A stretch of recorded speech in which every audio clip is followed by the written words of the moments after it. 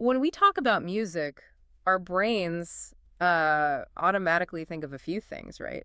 Melody, some chords, a steady beat. Yeah, something organized, something pleasant, something that, makes sense as a song. But what happens if you just throw all of that out? All of it.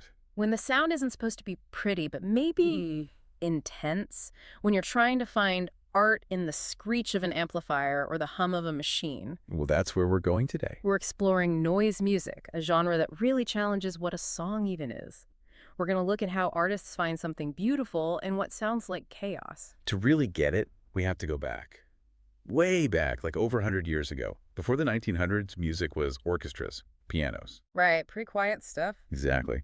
Then the Industrial Revolution happens. Suddenly cities are packed, factories are roaring, and the loudest sounds in daily life are mechanical. That must have been a huge shock to the system. It was. And this one composer, Luigi Russolo, he looked at this new world of sound and basically said, that's not noise. That's the next kind of music. So he wrote about this. He did.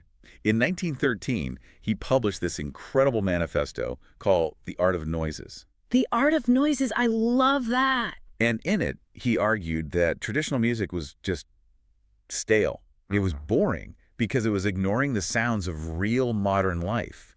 He thought our ears were ready for the clang and the roar of the city. And he didn't just write about it, he actually built things, instruments, right? He did, yeah. They were called the Intonarumori. So what were they? Not like a violin or a piano, I'm guessing. Not at all. They were basically noise machines. They had these internal wheels and wires that would rub against diaphragms to create really specific controlled sounds. What kind of sound? Buzzing, clattering, screeching, stuff like that. I can't imagine what it was like to be in the audience for that. Oh, people lost their minds. His first shows literally caused riots. Fights broke out. People were just not ready for it. It was seen as an attack on order itself. But that was the whole point. That rejection was the key. Those early artists, they really laid the groundwork for all experimental music. They were the first to say that any organized sound could be art. Okay, so let's jump to today. If noise music avoids all the normal rules, harmony, rhythm, what is it focused on? What defines the sound? It really comes down to two main things: texture and extreme volume. Texture. What do you mean by that? We're talking about the quality of the sound wave. Is it rough? Is it smooth? Is it dense?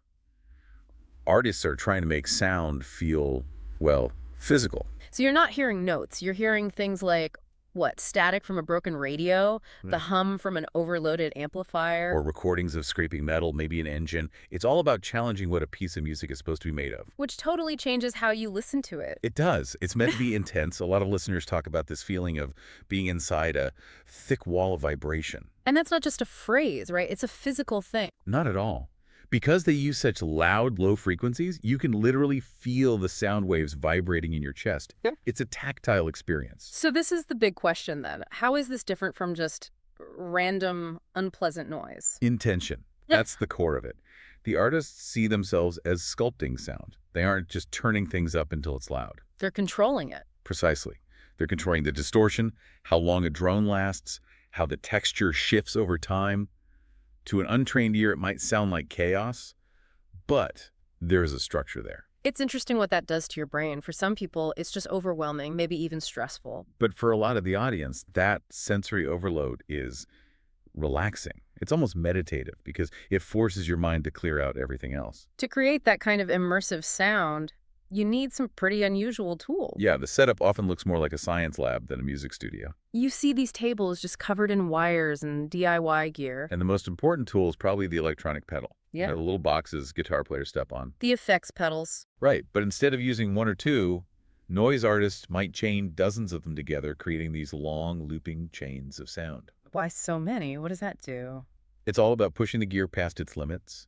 It maximizes the distortion, and sometimes they're even using the electronic hum from inside the pedals themselves as the main sound source. Okay, that's clever.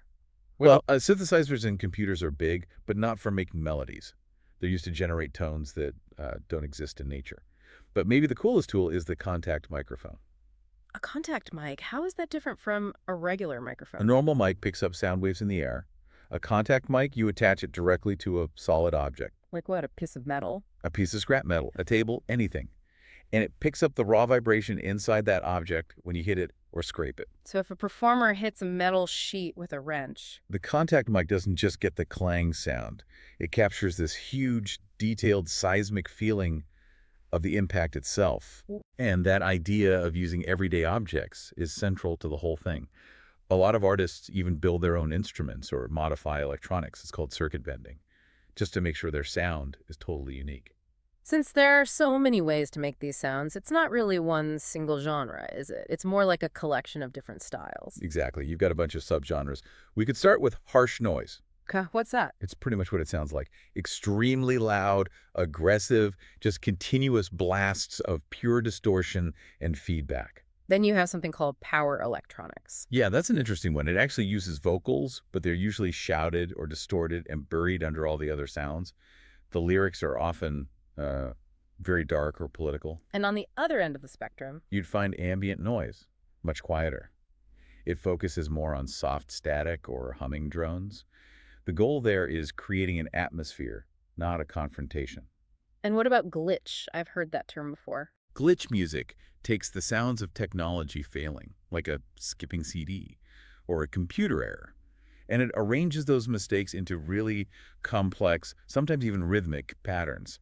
It's art made from digital decay. We should probably also talk about industrial music. It feels very connected to this. Oh, definitely. Industrial came about in the late 70s, and it took those early noise ideas and mixed them with heavy electronic beats and metallic percussion. And the themes were very specific, right? About technology and society. Very. It was a dark, cynical look at how machines and corporations were affecting people. It used a mechanical sound to talk about a mechanical world. And this isn't just a small, isolated thing. It's a global scene. Totally. Japan, for instance, has a legendary noise scene. Artists there in the 80s, like Merzbow, became famous for pushing volume to the absolute limit. But you find it everywhere, in underground clubs in the US, in Europe. Germany and England have long histories with it, and the community is super connected, always trading recordings and collaborating. It's a really supportive network. Let's talk about the live show. Because a noise concert is a really unique experience. It is. The focus is almost never on the performer as a star. Right, you often just see someone sitting behind a table, piled with equipment, completely focused on what they're doing, twisting knobs, plugging in wire. And the volume is just, it's a given that it will be incredibly loud. What about the visuals? Sometimes they'll wear masks or use strange lighting to create a specific mood. The audience usually just stands still and listens. It's very focused. It's less about dancing and more about just experiencing the sound together. So even if most people aren't buying noise albums, why is this important? You could argue it's had a pretty big influence on media we all consume. A huge influence. Think about horror movies. Okay. That deep, distorted drone that builds tension, that screeching static right before a jump scare.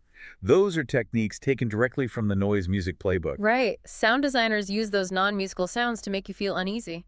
Exactly. And you hear it in video games all the time, too. Whenever they need to create a gritty, futuristic world that feels like it's falling apart. So let's get back to the artists. Why do they do it? What's the motivation? I think for most of them, it's about complete freedom. You don't have to learn chords or scales. It's also a way to express really difficult emotions, like stress or anger, that don't really fit into a typical song structure. They see themselves as explorers. Or scientists, yeah. Yeah. Pushing the boundaries of what sound can be and finding something interesting in the noises we're all trained to ignore. So if someone listening is intrigued by this and wants to try it, where do they start? It sounds like you'd need a lot of expensive gear. And that's the great thing. You absolutely don't. The barrier to entry is almost zero.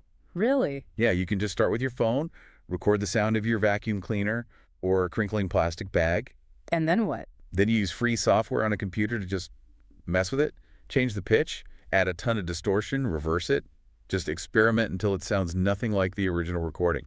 You can also mess with old electronics, right? Broken toys or speakers. That's circuit bending. The most important thing is just to experiment and not worry about making a normal song. The community is really welcoming to people just starting out. It's all about the process, not perfection. In the end, I think noise music teaches us that art is really about intention. It shows that you can find something powerful even where you least expect it, in the hum of a fridge or the static on a radio. It's all about how you choose to listen. Keep your ears open and your mind curious. See you next time.